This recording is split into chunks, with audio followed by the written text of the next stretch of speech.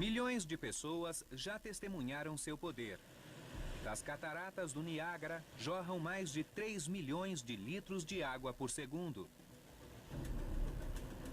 produzindo energia suficiente para gerar 2,4 milhões de quilowatts de eletricidade. Nessa média, as cataratas forneceriam energia para metade de Las Vegas em uma noite de verão.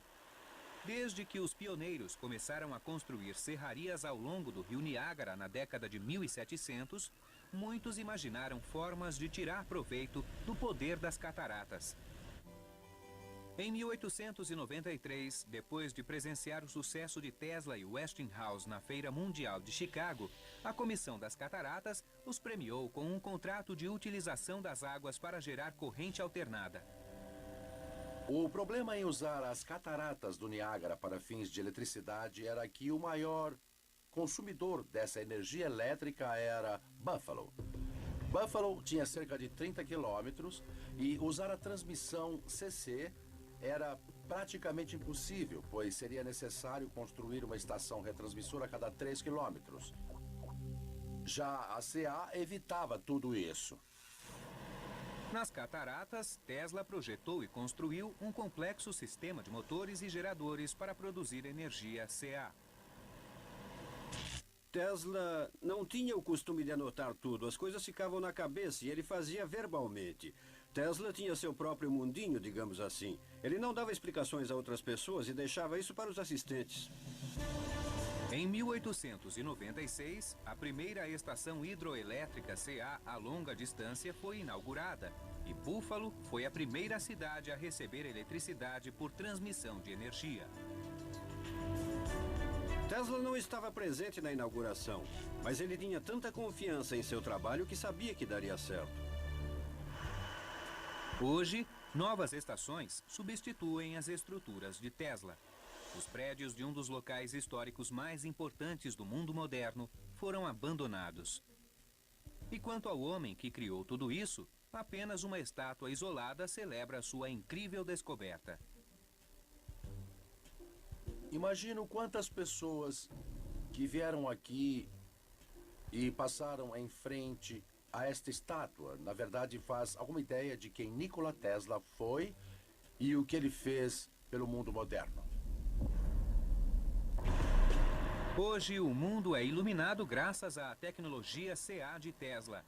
Ele venceu a batalha contra Edison, mas a vitória teve um preço muito alto.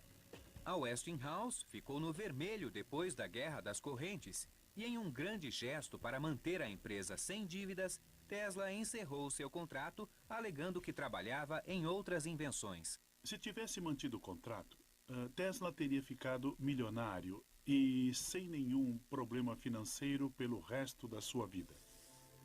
O dinheiro não tem tanto valor como os homens dão a ele. Todo o meu dinheiro foi investido em experiências com as quais fiz novas descobertas, permitindo à humanidade ter uma vida mais fácil.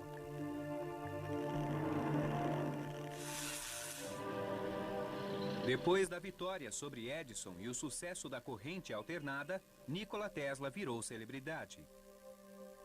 Ele ficou amigo de Mark Twain e ficou amigo de vários embaixadores, bailarinas e primadonas. Ele ficou no topo da sociedade.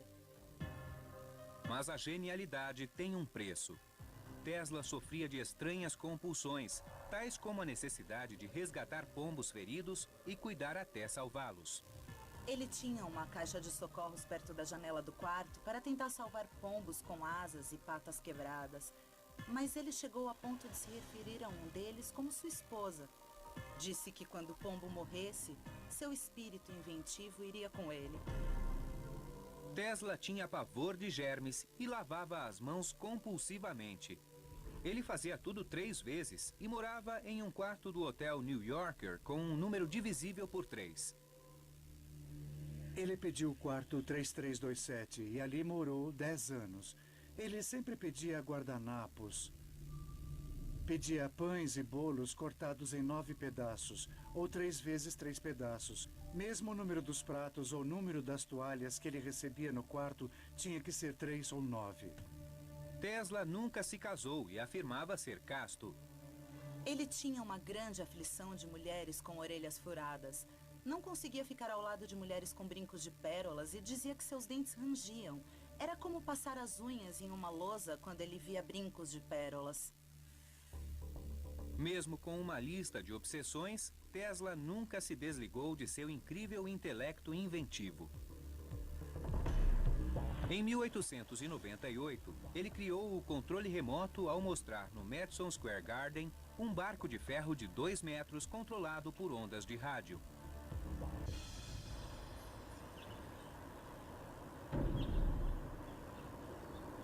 Em um rio tranquilo em Riverside, Califórnia, o trabalho de Tesla permanece vivo enquanto uma frota de barcos de controle remoto desliza na água.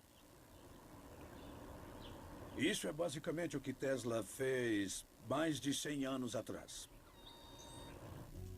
Dentro dos barcos estão os componentes básicos do controle remoto criado por Tesla em 1898.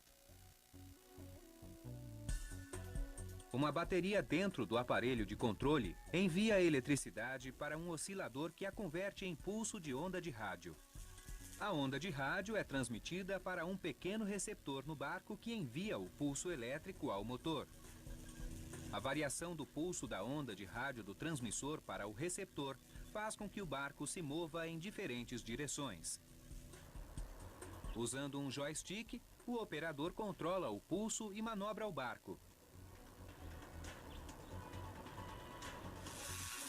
Os princípios do controle remoto de Tesla são encontrados hoje em itens que vão da televisão a naves militares não tripuladas usadas em reconhecimento de campo e a satélites operados no espaço. Embora muitas das invenções de Tesla sejam úteis para a sociedade, suas ideias visionárias também percorreram uma estrada escura que acabava em uma rua de destruição e medo. Em 1917, Tesla propôs o conceito de ondas de rádio que refletem em um objeto para determinar sua posição e velocidade.